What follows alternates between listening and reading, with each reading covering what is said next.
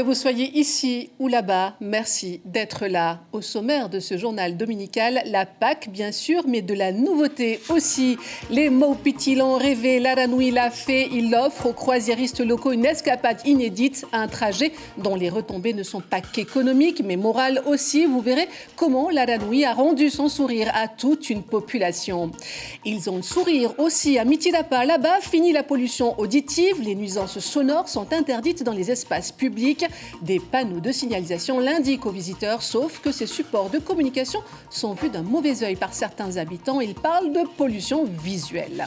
La célébration pascale tient le haut de l'affiche en ce jour de Pâques, une journée de baptême pour les catéchumènes, ces enfants qui, pendant 18 mois, se sont préparés à recevoir la lumière christique sous sa forme liquide.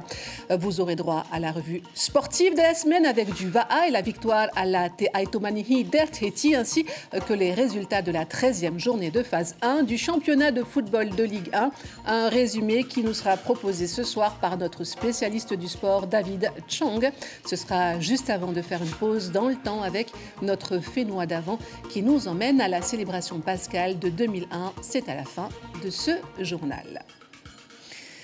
Et l'on débute notre carnet de voyage avec Laranui qui multiplie les destinations et sort de ses circuits habituels pour permettre aux touristes locaux de découvrir les archipels par la mer. Ce week-end, une escale inédite pour la compagnie Maupiti. Toute la population s'est mobilisée pour recevoir dignement ces visiteurs de Tahiti. Brigitte Olivier, Hiti Manaki Koui. Les toérés résonnent déjà tandis que Laranui s'immobilise face à la passe Onoihau. Impossible pour le navire de s'amareaki. Alors les 212 passagers débarquent sur l'île à bord de larges barges. Heureusement, le temps est clément et se prête à cet exercice. C'est la première fois que Laranui vient à Maupiti. C'est une première, effectivement. On est tous contents parce qu'on a préparé ça de longue date avec le comité du tourisme, les prestataires, la commune, parce que la commune est partenariat aussi dans ce genre d'événement.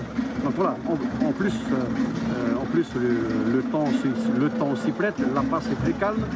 Ça veut tout simplement dire qu'il y a un signe. Le Fénois a bien voulu accueillir tous ces gens-là. À terre, tous les artisans de l'île sont ici avec du choix, puisque cela fait des mois qu'aucun touriste n'a débarqué ou atterri sur cette petite île. C'est une bouffée d'oxygène. Du coup, pour nous, c'est un espoir de pouvoir faire vivre l'économie sur notre belle île. Mais c'est un grand plaisir, et c'est la première fois. Et 200 personnes, pour nous, c'est immense, c'est beaucoup. Hein? Donc c'est un grand plaisir pour nous et on les accueillera comme on a toujours accueilli les gens chez nous. Les prestataires sont aussi à pied d'œuvre pour faire découvrir Maupiti, toujours un peu à l'écart des grands circuits touristiques. L'honneur aussi pour nous pour accueillir nos frères et sœurs, d'avoir choisi Maupiti comme destination. Vous avez vu l'accueil de cette belle île, les gens de cette île qui vous a accueillis avec les bras ouverts. C'est ce que je remercie encore de votre passage sur cette belle île Maupiti. Les Maupiti en ont rêvé, Laranui l'a fait et offre ainsi aux croisiéristes locaux une escapade inédite, initiative qui permet aussi aux îliens de survivre en attendant les jours meilleurs. On jette l'encre à Mitirapa où depuis quelques semaines, le conseil municipal de Taiarapu-Ouest a renforcé ses directives pour ramener le calme chez ses administrés. Pointés du doigt, les carbasses et autres boombox, ils sont désormais interdits de plage, 60 jours que des panneaux le signalent, mais pas que. Heidi Enko, Patita Savea.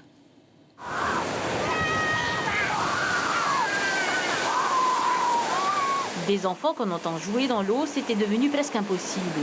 Avec la mode des appareils de musique portable, la plage de Taiarapu se transformait souvent en plateforme à décibels le week-end. Mais aujourd'hui, la seule musique audible sur la plage filtre depuis le kiosque de vente de plats. On doit faire la part des choses, oui. On doit respecter nos anciens. C'est ça, le minimum au moins. Hein. Si tu viens avec ta musique, que tu l'écoutes sans basse et sans tout, bon, je vois pas, ça ne dérange personne. Mais des fois, il y en a vraiment quand ils sont partis, quand ils vont dans leur délire, la basse ils envoient, donc on a notre entourage, on a des personnes âgées qui sont malades aussi, donc ça c'est pas bien. Ainsi, sur l'ensemble des plages de la commune, des panneaux signalent l'interdiction des nuisances sonores. Nous constatons d'ailleurs que chaque groupe ayant de la musique a gardé un volume raisonnable. Pour le maire, c'est simple, la quiétude de ses administrés avant tout. Pour moi, c'est primordial de protéger ma population. Hein. Donc j'avais installé tous ces panneaux-là. Voilà. Est-ce qu'à l'avenir, vous pensez aussi aux jeunes, par exemple, qui ont besoin de s'exprimer? Est-ce que vous pensez à un espace où ils pourront faire de la musique, justement? On discutait avec quelques membres du conseil, pourquoi pas donc monter un grand hangar insonorisé, donc après donner un planning pour ces personnes-là, ces jeunes-là puissent venir et faire la musique. Pour 7 habitants de Teahupo'o, les panneaux c'est bien, mais là aussi il faut restreindre leur nombre, car ils sont à son goût une pollution visuelle. Au lieu de nous prendre des trucs comme ça, la commune, pourquoi ne pas former une personne pour avertir les gens déjà des codes? Pour Weipoiri, au lieu de nous faire découvrir notre chez nous avec des panneaux qui polluent l'aspect naturel du paysage, qu'on nous mette une personne là-bas qui raconte les histoires de Weipoiri. Ça, c'est possible pour la commune de nous le fournir.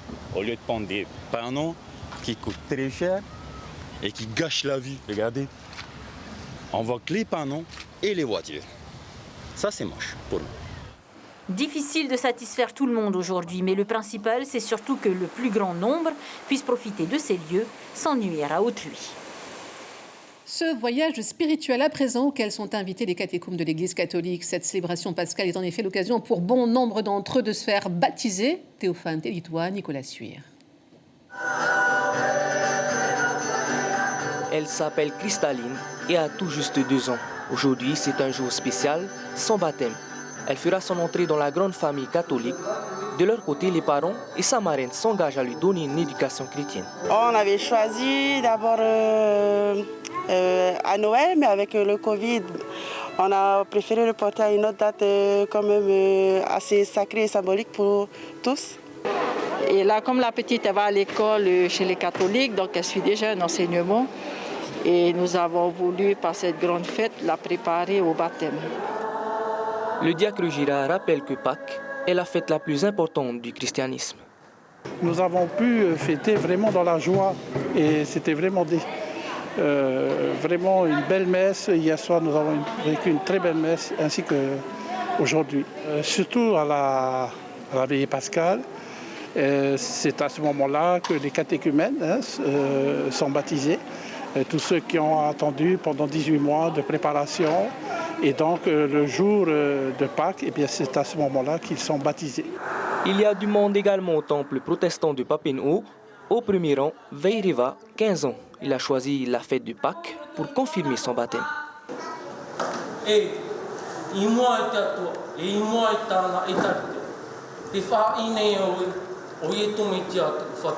Pour moi, c'est très important parce que toute ma famille est sur la table.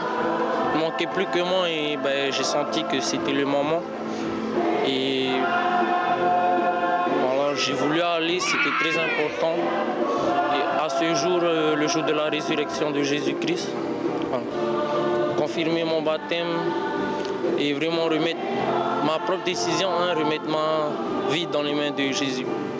Ce n'est pas le chiffre, c'est tout simplement cette joie qu'on arrive à partager. Parce que c'est dans le premier, pour qu'on ait plein, pour qu'il y ait beaucoup, il faut qu'on commence par un. Et c'est ça toute l'importance, ce premier qui va venir et que la suite s'enchaînera. La Sainte Seine a clôturé le culte et les paroissiens, eux, ont partagé le repas de communion pour se rappeler le sacrifice et la résurrection du Christ. C'est désormais tradition. L'hôtel intercontinental Bischomber a ses inconditionnels de la chasse aux œufs. Il a régalé d'une course contre la montre une foule de personnes, petites et grandes. Ainsi, en l'espace de 10 minutes, c'est précis, de 10h à 10h10 exactement, les jardins de l'établissement hôtelier ont été le terrain de chasse d'individus ravis de ce moment passé ensemble. Et aujourd'hui, il y avait 12 kilos de chocolat au total. L'un des participants est Nedim Salignon, le directeur de la restauration, explique l'impact positif de cet événement à Sandroli et Patrick Tintin. Un peu trop facile. Facile comme jeu. Oui. Après, on va aller dans un autre endroit, peut-être pour aller chercher des autres œufs. Les locaux cette année sont au rendez-vous. Vu qu'on n'a pas de touristes dans l'hôtel, on a encore plus de locaux que d'habitude. Donc là, au lieu d'avoir d'habitude tous les ans une quarantaine d'enfants, Aujourd'hui, on se retrouve avec entre 100 et 120 enfants. Donc voilà, ça fait du beau monde, on est super contents et ça va être une très belle réussite. Et la veille, ces mêmes touristes locaux ont débarqué dans la zone internationale de l'aéroport. Un changement de hall pour opérer à la rénovation du terminal domestique. Des travaux qui ne débuteront pas avant 2022, affirme ADT. Alors, on innove pour réduire l'impact sur les voyageurs, comme leur donner accès à la boutique duty free, mais pas au prix détaxé. Explication Brigitte Olivier, Patita Savea. Un essai depuis 3 jours, faire arriver les passagers des vols domestiques dans la zone aéroportuaire internationale. Premières impressions. C'est tout nouveau. Ouais. Voilà, ça change. Ça va, c'est bien, ça permet aussi de faire marcher un peu les tapis aussi. Hein. On avait été prévenus par l'annonce sur Facebook, donc du coup c'est agréable pour nous, on va pouvoir faire quelques achats. Comme on part en voyage, on va pouvoir acheter du Toblerone et puis un peu de pastis. Effectivement, le duty-free est accessible. Cela dit, les prix sont ceux du marché avec les taxes, mais on y trouve des produits qui ne sont pas en vente ailleurs. Alors, dispositif gagnant-gagnant. En tout cas, Aéroport de Tahiti envisage de continuer. On fera en sorte de poursuivre si l'expérience est un succès. Les programmes de vol n'étant pas simultanés, donc les vols internationaux n'étant pas programmés en même temps que les arrivées domestiques, on peut imaginer de pérenniser ce dispositif, effectivement. Depuis la fermeture des frontières aux touristes, l'aéroport de Tahiti n'accueille que 300 passagers internationaux par semaine contre 3800 en provenance des îles. Pour respecter les mesures barrières, la zone internationale semble effectivement plus pratique. Allez, c'est l'heure maintenant de nos 8 minutes de sport.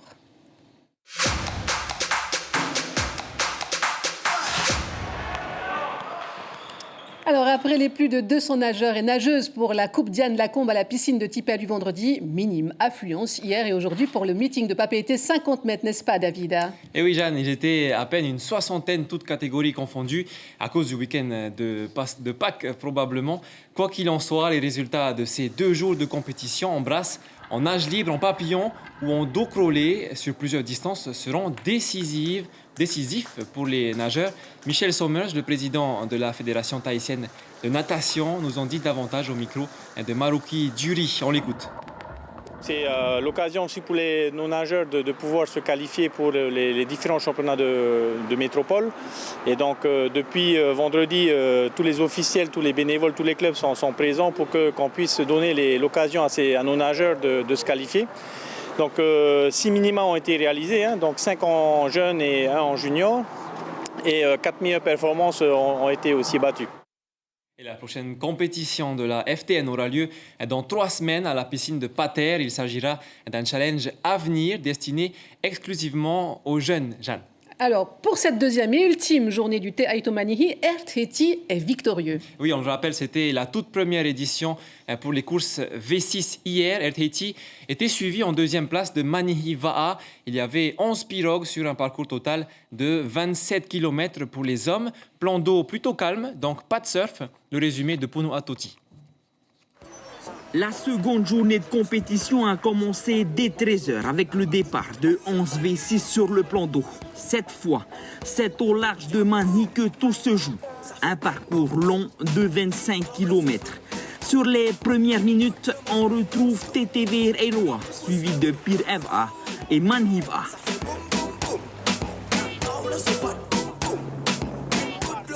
À la 30e minute de la course, la physionomie de la course change. 2 équipes sont au coude à coude. Il s'agit d'Air Tahiti sur le flanc gauche et Manihi Va'a avec leur pirogue bleue. À ce moment, rien n'est encore joué. Sur les côtés, on peut voir l'ambiance qui règne sur le plan d'eau. Une quinzaine de bateaux suiveurs encouragent les favoris.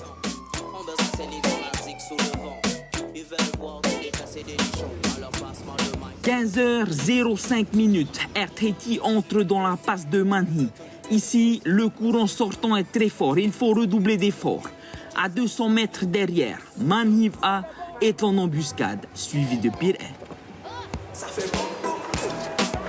Sur la ligne d'arrivée, Air Tahiti remporte cette édition du Te Aito Manihi V6 devant Manihi Va'a. pas aussi trop réfléchi, comme il y avait déjà des pirogues de Ala, il fallait revenir au peloton. Quoi. Donc je suis content, deuxième, et pas trop loin de Haiti. On a eu un bon coup de rame et un bon taroué. Pour John Drolet, Maniva a laissé passer une occasion de victoire. Mais comme on sait, quand il y a des invités, quand tu invites, logiquement, tu dois laisser l'invité gagner. Ce qui fait qu'on a laissé Haiti gagner aujourd'hui, mais la prochaine fois, c'est fini. Dans le top 10, on retrouve la Banque Socredo, suivie de Ahé, qui n'ont rien lâché durant la course depuis le début. On a essayé de faire mieux, quoi. Hein. On a essayé de tenir parmi les bons. Bon. On n'a pas pu tenir. Bon, on a essayé de gérer la course.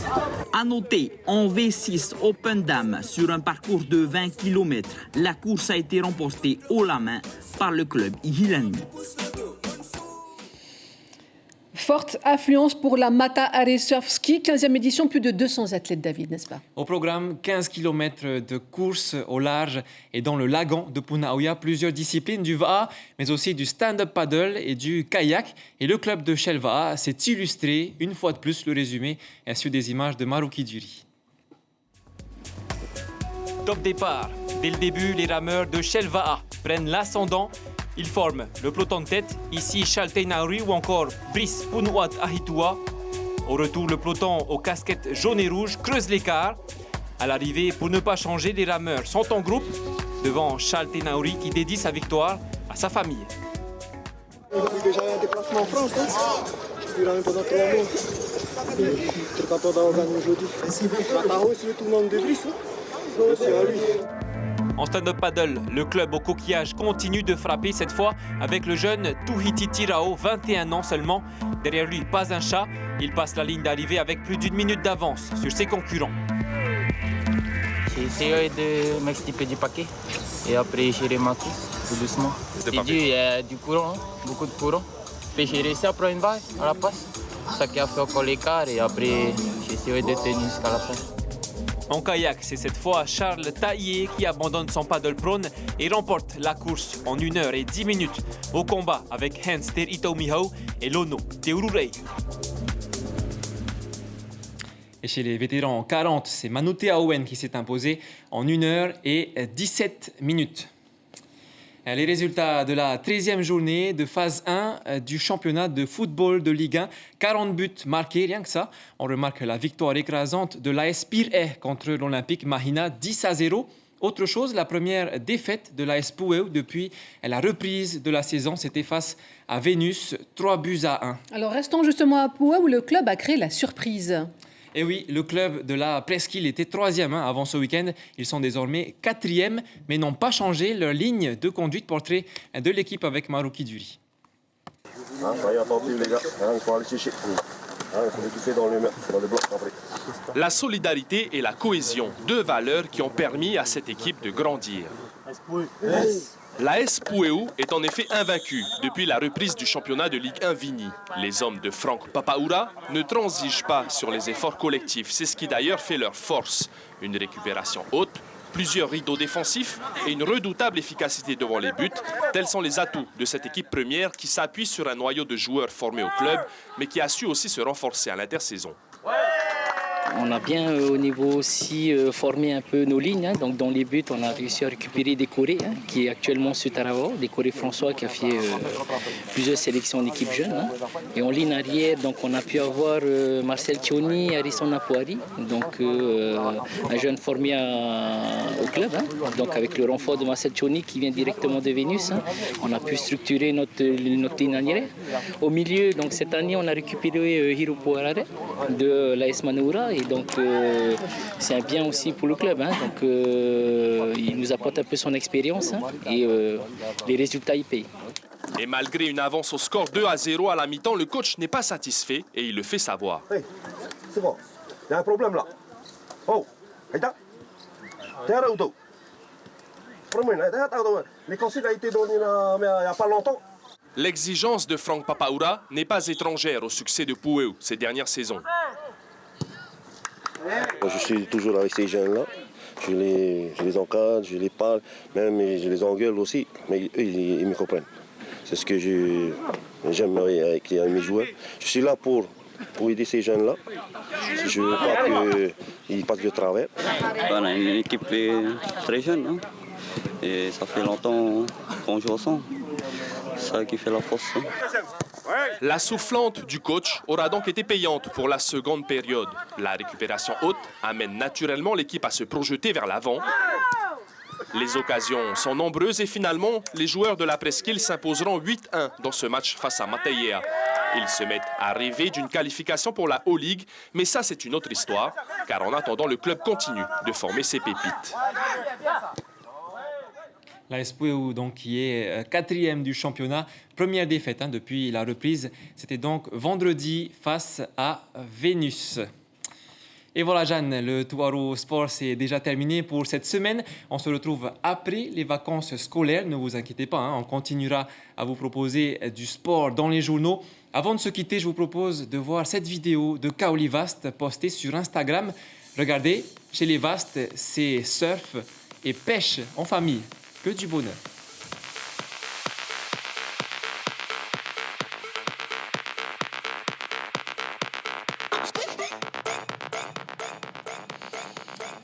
Des images magnifiques. Merci infiniment David pour ce tour d'horizon de l'actualité sportive.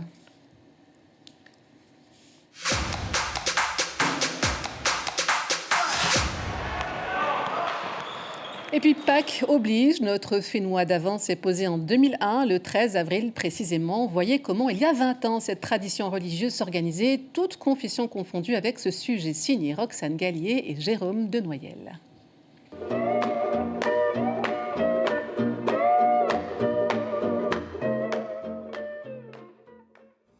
La mise au tombeau du Christ n'est qu'une étape avant le jour attendu de sa résurrection 3 jours plus tard, le jour de Pâques.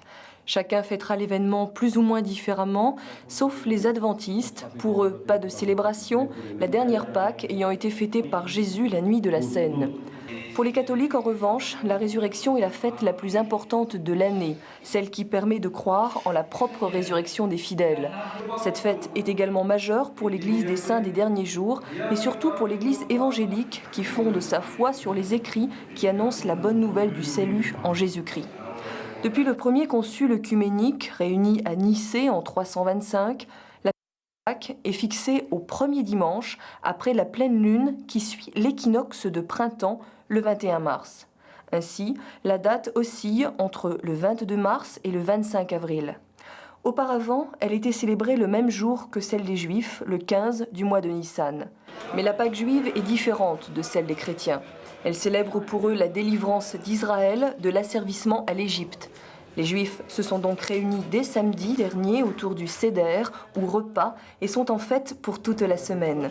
Mais d'autres encore fêteront Pâques et attendent ce jour avec beaucoup d'impatience et de gourmandise, car il paraît que ce jour-là, les cloches reviennent de Rome avec des chocolats.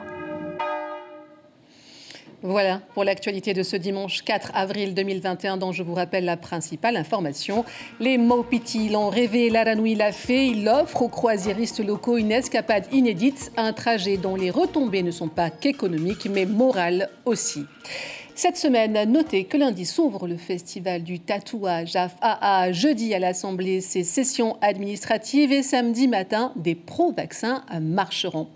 Et le dimanche, c'est soirée cinéma sur la première, à l'affiche ce soir, 7 vies ou comment par amour un homme va influer sur la vie de 7 personnes. Dans le rôle principal, Will Smith. La séance démarre juste après ce journal. Elle sera suivie de votre série Blacklist. Merci de votre fidélité. L'information continue sur Internet avec nos éditeurs web. Aux commandes de vos journaux, radio et télé, Abinira Tematahotua, Corinne Tehitia, Thomas Ter-Ite-Prowarei et Maruki Duri. Bonnes vacances et profitez de chaque instant. À bientôt.